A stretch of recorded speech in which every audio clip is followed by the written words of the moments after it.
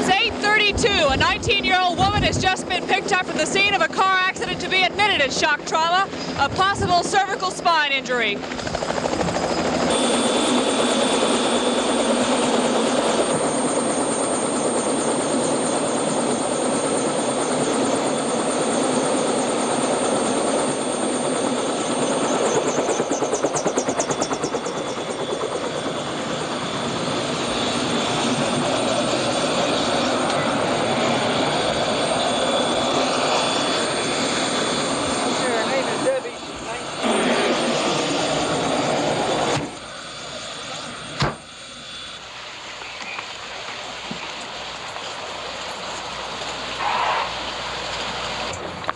This time, the victim was lucky. Her injuries weren't as serious as had been expected, but because her injuries might have been worse, she was brought here. This is the Shock Trauma Center in Baltimore, Maryland. It is where the concept of civilian shock trauma medicine began, a stepchild of the Vietnam Battlefield Hospital.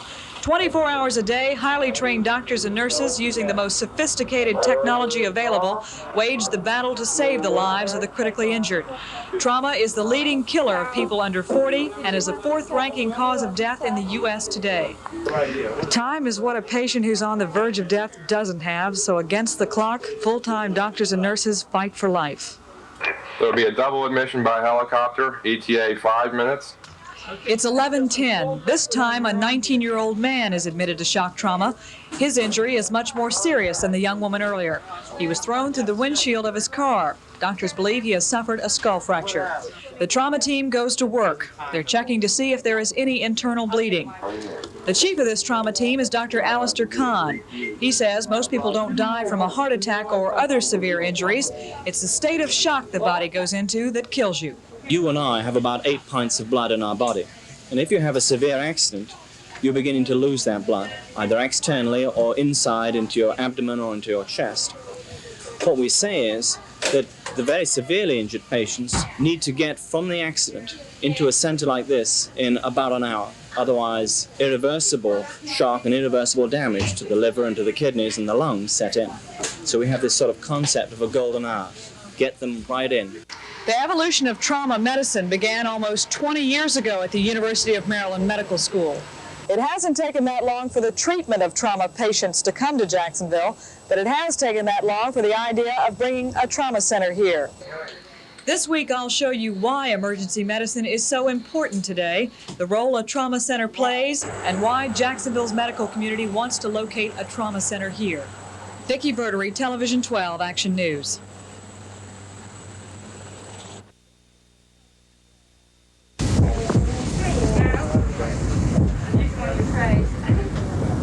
The difference between an ordinary emergency room and a trauma center, such as this one in Baltimore, could mean the difference between life and death.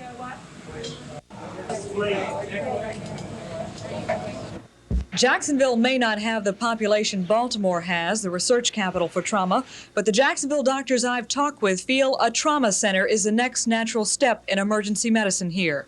Perhaps the first way to justify the need for a multi-million-dollar trauma center in Jacksonville is to take a look at the emergency services that already exist.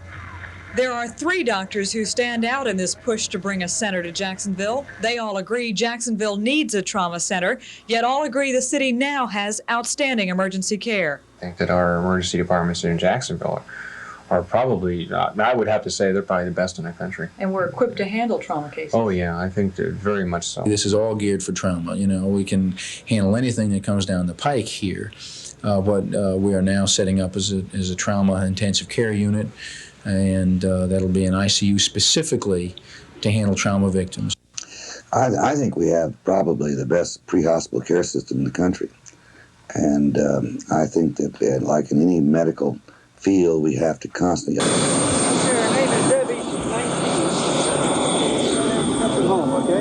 Conscious? Got you conscious. Moving all 4 or? No sensation at all in the lower extremity. Young or old, you can be struck down by it. Trauma. It's identified as a neglected killer. It picks its victims without regard to race, color, or economics. Each year, the number of people that die from trauma is greater than the total of all Americans killed in the Vietnam War. It's easy to say it always happens to the other guy, But what if you're that other guy? We've shown you how a trauma center works, the odds that have been reduced in saving lives in Baltimore, and why Jacksonville wants to locate a trauma center here. There are plenty of considerations, especially if Duval County taxpayers are asked to support it. If you or I were badly hurt, normally we wouldn't have a say about which hospital we were taken to. If it's serious enough, people who live in the Baltimore area are brought here to shock trauma. Supposing we have a trauma center where we live, chances are that's probably where we too would be brought for treatment. But that treatment is expensive. It costs somewhere in the vicinity of $3.5 million to upgrade a general hospital to a trauma center. Besides that, it runs around $10,000 a day just to keep that trauma center operating. For individual cases at some trauma centers, acute trauma would cost the patient $20,000, major burns $80,000, and spinal cord injuries $100,000. That's not cheap, but if it meant the difference between living and dying, most of us would probably seek the best treatment we could get. Something else. Did you know that Jacksonville last year alone had more people die in car accidents than in cities with 3 times its population? That's grim. The National Safety Council says Jacksonville, up against other cities its size, had the second highest number of traffic fatalities in the country. Where were you at 1 o'clock Saturday morning a couple of weeks ago? This young woman could have died from multiple injuries she suffered in a car accident. Perhaps the immediate attention and expert care she received at shock trauma in Baltimore saved her life. Was she lucky because she lived in Baltimore? If Jacksonville had a shock trauma center, could it someday save your life? You can't take them to the nearest hospital emergency room. They may not have the surgeons in-house. They may not have the operating room ready to go. They won't have the blood bank to back them up. They won't have the intensive care. All of these components need to be put together in order to form a trauma center. And that can spell the difference between that patient surviving or that patient becoming a statistic.